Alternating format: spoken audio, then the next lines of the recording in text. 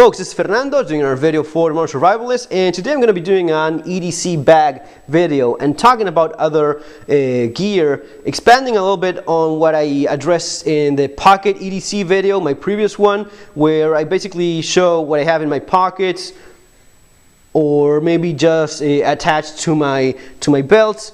You know, regarding the belts, having a good belt makes a pretty big difference. This is the belt that I usually use. This is a Spec Ops brand Cobra belt. This is a Cobra buckle, which gives you a lot of support. I'm going to be leaving the link for this and some other stuff below in case you want to check it out. Great company, great guys over there. And I've learned to appreciate more sturdy, rigorous belts, and this is basically what I use in the last few years. Actually, like I don't know how many years now, but they provide the kind of support that you need when you have loaded pockets, like I do. You know, when you have more stuff in your pockets, and when you have something attached to them, like a bigger cell phone, which is my case, and even more so if you're going to be having a concealed carry weapon with you. The belt is a key element that a lot of folks overlook. They just have a gun, they have a holster, maybe a good holster, and they're complaining about having problems keeping it in place. Usually it's the belt that they messed up. Get a good rigorous belt, a good sturdy belt. Someone asked about a good inside the waistband holster for their Glock, asking for recommendations. This is the one that I've used for many years now. I've been very pleased with it. It's solid plastic, just no complaints, just fits well. And yes, it's the kind of thing that I've used for classes, for training, for competition. I recommend sticking to the same thing for the range and for concealed carry. It's not about impressing your buddies with a special holster that is extra fast. I mean, at the end of the day, I don't know, unless you are very high-end competition guy, what is it, like a tenth of a second less compared to a faster holster. I'd rather practice with what you're going to be using on the streets as well. What you're going to be having with you when you conceal carry, what you're going to be having with you in a real scenario, which is not going to be a super fast competitive shooting holster. Some folks will have a specific holster for competition and even a specific gun for it, and then just throw in a snubby revolver in their pocket and call it a day for concealed carry. Use the same things that you use for training, for competition, and for streets as well. So let's get into this, see what I have here. Last time it was quite pitiful. I was missing some stuff that I didn't have. I didn't have my water bottle. I had left it behind and had to buy a new one. That's definitely a thing that I missed the most. Not having a proper a good, let me see if that's focused there, a good stainless steel water bottle. I have used the Nalgene one, bought this one to try it out as well. It's okay, I mean, no complaints there, but it is plastic. As good as it is, a little tip there, don't get this one. I got this one because it was pretty cheap on sale, but get the translucent one, the transparent one, the crystal clear one, which allows you to use a sun for purifying water in some specific survival situations than this one that has this colored tint. Get that clear one. It's more advised. But I generally prefer stainless steel. It's just a lot more sturdy, just holds on much better as time goes by. Plastic always degrades a little bit, scratches. Not an issue with stainless steel. So yes, and water is, especially here in the south of Spain, you definitely want to have water, especially in summer. I mean, you're drinking water all the time. So I got an even larger bottle than the one that I use in Ireland, where maybe colder, more wet conditions, water was not as crucial as it is here, but yeah, definitely something to have. I mean, if you're going to be having an EDC bag, if you're going to be having an everyday carry bag with you, the first thing you should be throwing in there should be water. What else? Just basic stuff, and a lot of it is used in combination with what I have in my pockets or attached to my belt, like my cell phone. I will have the battery pack, solar charger, flashlight combination. This is the Waka Waka power unit, and it holds on very well. Still has 3, and it recharges great here with the kind of sun that we have. And you know what, I use this, and if you've been following my channel for some time, you know this perfectly well. I've used this in Ireland as well, where the weather and the climatic conditions are very different, very cloudy. Even in cloudy weather, it does charge. Much slower, of course, but it does charge. Here, it just charges very fast with the sun that you have. Even now, you know, as I'm putting it right now close to a window, it's showing that it's charging as well. Slower. If I was outside, it would charge maybe a little bit faster as well, like 2 blinks at a time or even 3. One of the things that I talked about in the previous video is that my keychain charger cable is broken, so I had to order another one because this one is not working. And the importance of redundancy, the importance of 3 is 2, 2 is 1, and 1 is none. I keep an extra cable in my bag,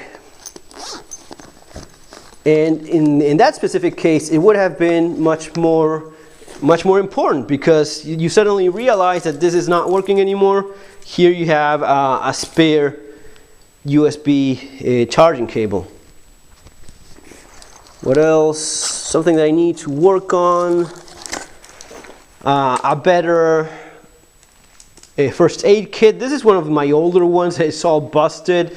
I have others floating around, but you know, just a few band-aids and gauze and, you know, a few other things. One of the things that I like a lot about Spain is that you can buy very good meds. Ibuprofen, 600 milligrams. This was pretty much impossible to get over there in Ireland, and let alone something like this, 1 gram of paracetamol. I don't know what it is you guys call it there.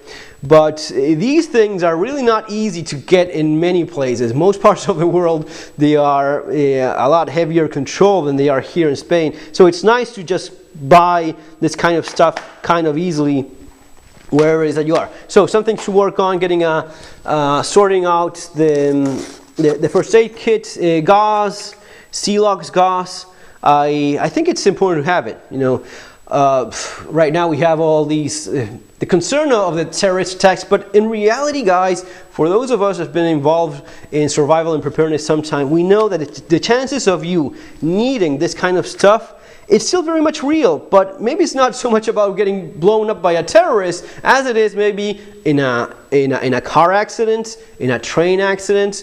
That kind of stuff happens all the time, and people bleed to death in all those cases as well. Ordinary cases like someone going through a display window by accident because they were running or just got pushed and getting cut and bleeding to death, that kind of thing does not get the attention of the media, happens all the time. So good first aid kit for all those little things, plasters, ibuprofen, aspirin, whatnot. This is the kind of stuff that really may end up saving your life if you're bleeding to death. A tourniquet. I don't have one in my kit, never got around to buy one. I have one already ordered, but yeah, something that I'm going to be adding to my kit. One of the things that gets used all the time, saves countless lives, and gets no recognition whatsoever. Hand sanitizer, something to clean your hands. By the way, mine is running pretty low, so I need to replace this or refill it with one of the bigger ones that you have floating around. You have no idea how many lives, millions of lives got saved when people realized that you have to wash your hands before eating, let alone before providing any kind of medical attention. Wash your hands, avoid, and this is coming from someone that has spent most of his life in the third world, all right, guys? That's the kind of conditions that you have during real serious disasters. And the germs, the disease floating around, that's, you know, maybe not as attention grabbing as some other events, but it's the kind of stuff that takes lives as well. Towels for washing your hands, same concept here as well. So that's also kept in there. Small shopping bag for whenever I need extra space. The bag of coins that I usually have in the pocket, sometimes I throw it in there, being a little bit more practical. And we're almost done here. I also have a couple spare battery boxes. Depending on the flashlight, as you know, I rotate between these two, so I will have batteries for either one. Cord, this is Leroy's Magic cord, Technora cord, which is quite strong for the size, about the same strength as 550 paracord. Spare headphones, which are important because if not, the cell phone will not work as an FM receiver since it uses the headphone as an antenna.